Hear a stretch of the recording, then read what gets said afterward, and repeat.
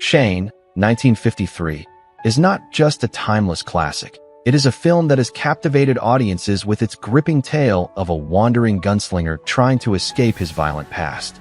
However, behind the iconic movie lies a haunting reality: the tragic fates of its talented cast members. Many of them faced real-life tragedies just as dramatic as the events on screen, struggling with heartbreak, misfortune, and even untimely deaths. The dazzling dreams of Hollywood often concealed a harsh reality, where fame and success were not enough to save them from loneliness and despair. In this article or video, we will delve into the untold stories of Shane's actors, who they were, what they contributed, and the heartbreaking fates that befell them.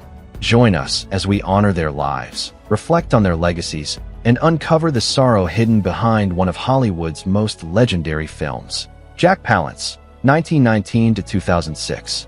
The cold-eyed assassin, Jack Wilson, was played by the formidable Walter Jack Palance, a man whose own life was marked by hardship, loss, and a soul weighed down by the burdens of time.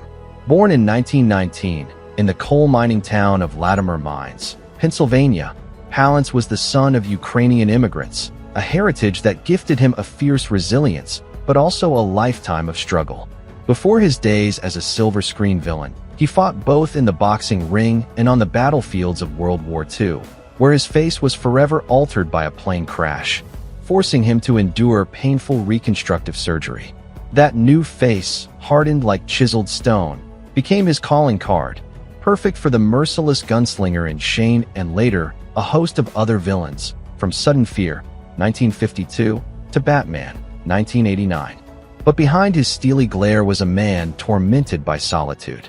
His first marriage, to actress Virginia Baker, crumbled under the weight of Hollywood's relentless demands, leaving him estranged from his children, including his son Cody, whose premature death in 1998 shattered what little peace Palance had found. The years were unkind, and though he would win an Oscar for City Slickers, 1991, his triumphs felt hollow in the absence of the family he once cherished. When death finally took him in 2006, at the age of 87, it was quiet, almost as if the world had long forgotten the fearsome villain who once haunted the screen. But one can still imagine Jack Wilson, dressed in black, waiting in the shadows, his presence lingering like a ghost in cinema's long memory. Jean Arthur, 1900. With her husky, distinct voice and an on-screen presence that was both strong and vulnerable, Jean Arthur became one of Hollywood's most beloved actresses. As Marion Starrett in Shane, she played a woman torn between duty and desire, a reflection, perhaps, of her own lifelong battle with uncertainty and isolation. Born Gladys Georgiana Green in Plattsburgh, New York, she was the only daughter of a restless family that moved frequently. She never felt rooted, always feeling like an outsider. Hollywood discovered her in the silent era, but it wasn't until the 1930s that she truly found her place in the industry. Films like Mr. Deeds Goes to Town, 1936, You Can't Take It With You, 1938, and Mr. Smith Goes to Washington, 1939, made her America's favorite girl next door, yet she hated the spotlight. Paralyzing stage fright and a deep discomfort with fame made her one of the most reclusive stars of her era. She would disappear between films, refusing interviews and avoiding the social whirl of Hollywood. Her personal life was just as complicated. Her first marriage, to photographer Julian Anker, was annulled within a single day. Her second, to producer Frank Ross, lasted 16 years but was filled with emotional distance and tension. She never had children, perhaps fearing she would never be a good mother, and instead poured her affection into animals, particularly dogs, who never asked anything of her. As the years passed, she withdrew even further from public life. The woman whose voice had once charmed millions chose silence, living in near seclusion in Carmel, California. By the time she passed away in 1991 at the age of 90, Hollywood had long since moved on. There was no grand farewell, no final curtain call, just an aging woman who had once been luminous, now fading quietly into history. Ben Johnson, 1918 to 1996. Ben Johnson, the rough-and-tumble cowboy who brought Chris Calloway to life in Shane, was born in 1918, not in the dazzle of Hollywood, but in the windswept plains of Oklahoma. Horses were in his blood, His father was a legendary rancher, and Ben himself spent his early years as a rodeo star, a man of the West long before Hollywood ever knew his name. Fate intervened when Howard Hughes spotted his skill on horseback and brought him to the film industry, where he became a stuntman and later, a trusted actor for John Ford in films like She Wore a Yellow Ribbon, 1949, and The Last Picture Show, 1971, the latter earning him an Academy Award. But for all his fame, Johnson never quite found the joy that should have come with it. He married Carol Elaine Jones in 1941, and while their love endured for over 50 years, their union was marked by sorrow. They had no children, a quiet ache that never left them. His greatest tragedy came in 1994 when Elaine passed away, leaving him adrift, a cowboy without his home. His own death, in 1996, was sudden. A heart attack struck him down while he was visiting his mother in Texas, an almost poetic farewell for a man who had always been more at ease on the range than in the limelight. The West had finally called him home, leaving only the echoes of his quiet, steadfast presence in the films he left behind. Alan Ladd, 1913. The embodiment of the stoic Western hero, Alan Ladd's portrayal of Shane cemented him as an icon of American cinema. Yet, behind his quiet strength on screen lay a man tormented by insecurity and personal tragedies. Born in Hot Springs, Arkansas, his childhood was marred by sorrow. His father died when Alan was just 4 years old, leaving his mother, a woman battling alcoholism, to raise him alone. The pair moved to California, where Alan, a frail and underweight boy, was mocked for his size. He dreamt of being an athlete, but his slight frame denied him that future. Hollywood, however, offered him an escape. Rising to fame in This Gun for Hire, 1942, The Glass Key, 1942, and The Blue Dahlia, 1946, Ladd became the archetypal cool, enigmatic tough guy. But the man behind the legend was deeply fragile. He struggled with depression, self-doubt, and an overwhelming fear of fading into obscurity. His marriage to Sue Carroll, a former actress and his devoted manager, endured despite the turbulence of his personal struggles, but it did not save him from himself. By the 1950s, alcohol became his solace, numbing the weight of his disappointments. His attempt to relaunch his career in the 1960s was met with diminishing returns, and he became increasingly dependent on prescription drugs. In January 1964, alone in his Palm Springs home, he was found unresponsive. The cause, an accidental overdose of alcohol and sedatives. The man who once stood tall against gunfighters and tyranny in Shane had succumbed, not to bullets, but to the loneliness and despair that had stalked him his entire life. He was only 50 years old. Douglas Spencer, born February 10, 1910. In Shane, Douglas Spencer played Axel Swede Shipstead, a tender and dependable presence among the settlers, a character imbued with warmth and community.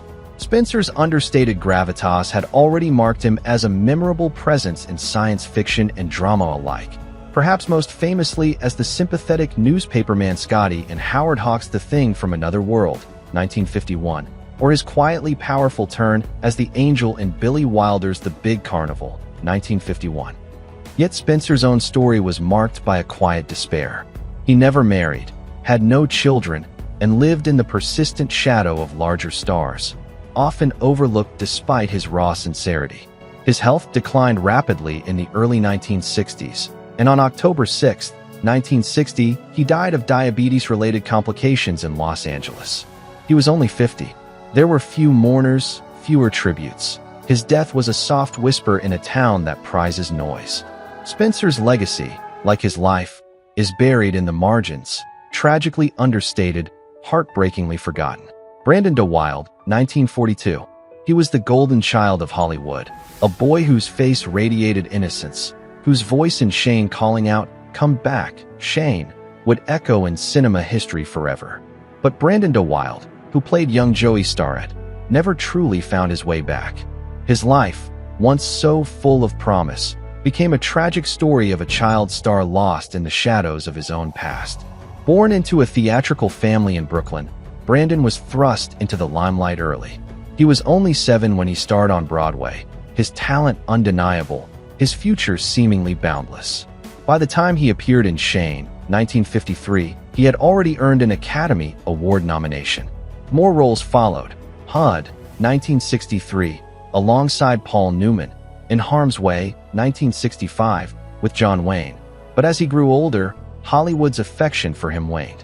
The once adorable boy with wide eyes became a man struggling to reclaim the spotlight. His personal life was a chain of disappointments. A brief marriage ended in divorce.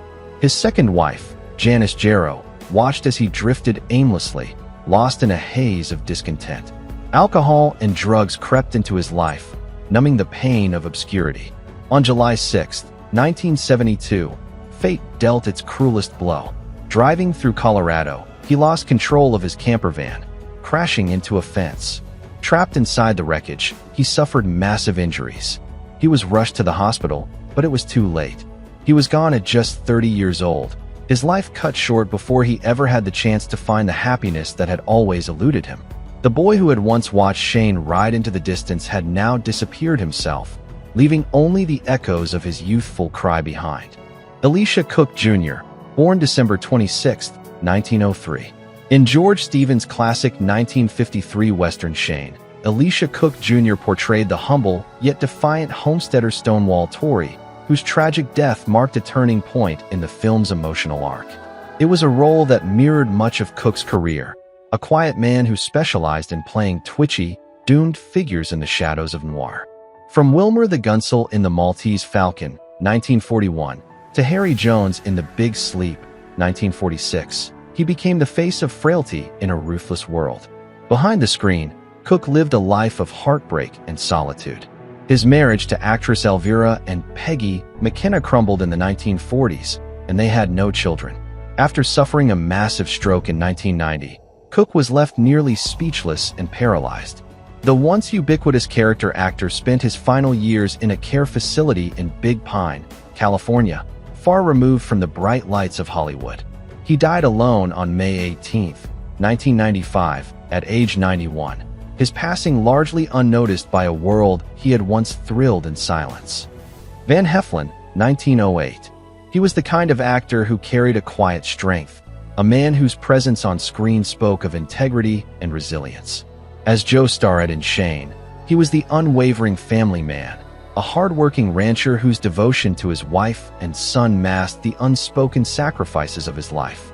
Off-screen, Van Heflin was much the same, stoic, determined, and yet profoundly alone in ways that few understood. Born Emmett Evan Heflin Jr. in Oklahoma, he came from a broken home, his parents separating early in his life. He built himself up from nothing, first studying law before turning to acting, finding solace in the characters he played. Hollywood never truly embraced him as a leading man.